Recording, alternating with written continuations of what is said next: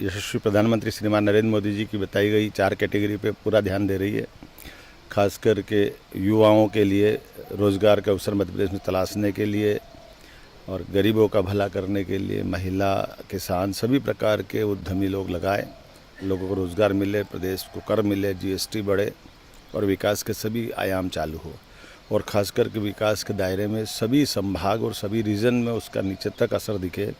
इस सिलसिले में लगातार हमने रीजनल कॉन्क्लेव अर्थात संभागीय स्तर पर ये उद्यमशीलता की बैठकें आयोजित की है, जिसको अंग्रेजी में रीजनल कॉन्क्लेव कहते हैं। मैं मान के चलता हूँ कि बड़े पैमाने पर जिस ढंग से रिस्पांस आ रहा है, 2 लाख करोड़ से ज़्यादा का इन्वेस्टमेंट का अभी तक MOU हमारे हुए हैं और ये लगातार कम जारी रहेगा। आज मैं सागर जा रहा हूँ।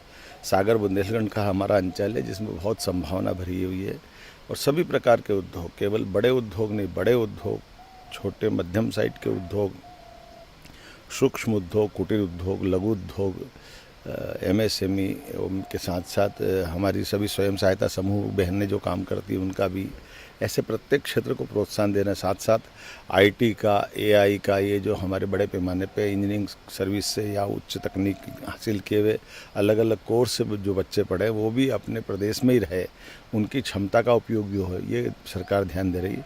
और मुझे संतोष है कि लगातार ऐसे कई सारे घराने हमारे बीच आ रहे हैं जो इस व्यवसाय में लंबे समय से लगे हैं। डाटा सेंटर का एक बड़ा प्रस्ताव मिला है सागर के लिए।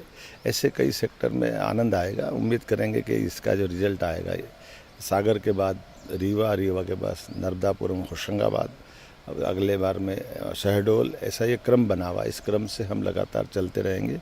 इसके बाद जिला स्तर पे भी इसी प्रकार से ध्यान देंगे। हमने प्रयास किया है कि इस पूरे व्यवस्था के इंचार्ज अर्थात जिले में उद्योग लेग और उद्योगपतियों की कठिनाइयों को हल करते हुए शीघ्र अतिशीघ्र वो उद्योग लग करके मूर्त रूप ले ले, इसलिए जिला कलेक्टर को पाबंद कर रहे हैं, जिसके माध्यम से बहुत जल्दी उनके रिजल्ट आएंगे। हर व्यक्ति को जिसकी जैसी क्षमता है उसको काम मिले और व्यापार व्यवसाय का अनुकूल अवसर बने। मुझे पूरा भरोसा है। निश्चित रूप से हमने जो तय किया कि 5 साल के अंदर हमारी अपनी अर्थव्यवस्था डबल कर देंगे और उसी टारगेट पे हम चल रहे हैं। ये हम लगता है 5 के बजाय 3 साल में पूरा करेंगे, जल्दी इसकी स्थिति बनेगी।